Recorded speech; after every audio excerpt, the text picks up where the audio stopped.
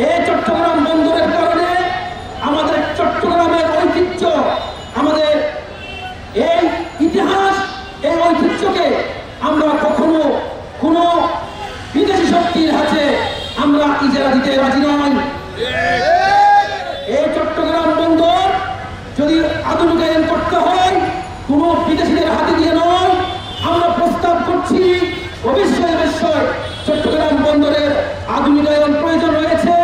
তবে আমাদের প্রস্তাবনা হচ্ছে বাংলাদেশ সরকার উন্মুক্ত টেন্ডার দিক, সে টেন্ডারে অংশগ্রহণ করবে বাংলাদেশের কোনো সংস্থা, কোনো কার্যক্রম যারা করবে বাংলাদেশের কোনো সংস্থাকে গ্রহণ করবে টেন্ডারটা। এই বাংলাদেশের কোনো সংস্থা তারা বিদেশি কাউকে আনুক তাদের ব্যাপার, কিন্তু এটা নিয়ন্ত্রণ করবে বাংলাদেশের কোনো সংস্থা, এবং সরকার তখন ওই সংস্থাকে সবসময় নিয়ন্ত্রণ করার অধিকার রাখে।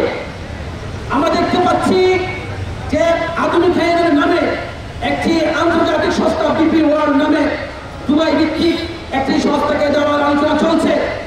আমরা সুস্পষ্টভাবে জানিয়ে দিতে চাই, এই বিপি ওয়ার্ল্ড যদিও দুবাই ভিত্তিক মুসলিম রাষ্ট্রের, কিন্তু আমাদের কাছে তথ্য আছে এই বিপি ওয়ার্ল্ডের অধিকাংশ কর্মকর্তা কর্মচারী এবং ঊর্ধ্বতন কর্মকর্তা কর্মচারী বেশিরভাগই হচ্ছে ভারতীয়। আমাদের আতঙ্কের জায়গা, আমাদের বিক্ষুব্ধ হওয়ার জায়গা সে ভারতের বিরুদ্ধে আমরা জুলাই বিপ্লব সংগঠিত করেছি। আমরা জুলাই বিপ্লব ঐক্যবদ্ধ হয়েছি। অন্যতম একটা দাবি, অন্যতম একটা নীতি ছিল ভারতের বিরুদ্ধে, ভারতের আধিপত্যবাদের বিরুদ্ধে। অতএব চট্টগ্রাম বন্দরের আধুনিকায়নের নামে আবারও ভারতীয় আধিপত্যবাদ, ভারতীয় লেগিসেমেসি আবার এখানে ফিরে আসবে, আমরা এখন কখনো বরদাস্ত করব না। All Time Roma. Taste it, love it.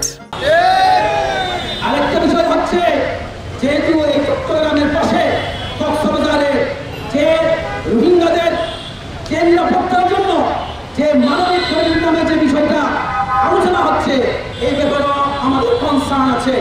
আমরা আতঙ্কিত, আমরা শঙ্কিত, আমরা কোনো তথাকথিত কোনো করিডোর আমরা চাই না।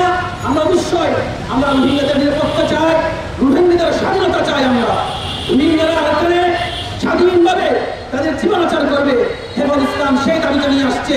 সমাবর্তী উদ্যানে বিশাল জনসমাবেশ করে জাতির উদ্দেশ্যে এবং এই অন্তর্বর্তী সরকারের উদ্দেশ্যে বিভিন্ন দাবি দাওয়া পেশ করেছে। বিশেষভাবে 4 দফা দাবির মধ্যে অন্যতম দাবি ছিল এই নারী সংস্কার কমিশন কর্তৃক যে কোরআন সুন্নাহ বিরোধী যে সমস্ত প্রস্তাবিত যে সমস্ত সংস্কার প্রস্তাব তারা দিয়েছে, এগুলো অনতিবিলম্বে প্রত্যাহার করার জন্য এবং যে তথাকথিত নারী সংস্কার কমিশন যেটা গঠন করা হয়েছে সেটা বাতিল করার জন্য দাবি পেশ করা হয়েছিল। এবং সেই দাবি মাধ্যমে আলটিমেটাম দেওয়া হয়েছিল, যদি আগামী 23 মের আগে যদি এই দাবি বাস্তবায়ন করা না হয়, তাহলে হেফাজ ইসলাম দেশব্যাপী এই প্রতিবাদে বিক্ষোভ মিছিল এবং প্রতিবাদ সমাবেশ করবে, যে সমাজের অন্যায় অনাচার অপচার করবে। আমরা হেফাজ ইসলাম সবসময় ভালো কাজের আদেশ দিচ্ছি, অন্যায় কাজের প্রতিবাদ করছি, এজন্য যে যেন আমরা আল্লাহর কাছে এর একটা আজর পাই এবং মুসলিম জনসাধারণকে যেন আমরা সচেতন করতে পারি। প্রস্তাবিত নারী সংস্কার এগুলো প্রত্যাহার করা এবং নারী সংস্কার কমিশনকে বাতিল করা। 2 নম্বর দাবি ছিল হেফাজ ইসলামের বিরুদ্ধে যত মামলা হয়েছে এই মামলাগুলো অনতিবিলম্বে প্রত্যাহার করা। অথচ আমরা দেখতে পাচ্ছি অন্যান্য রাজনৈতিক দল এর অনেক মামলা প্রত্যাহার হচ্ছে, কিন্তু আমরা দুঃখজনকভাবে লক্ষ্য করছি হেফাজ ইসলাম বাংলাদেশের একটি মামলাও এখনো প্রত্যাহার হয়নি।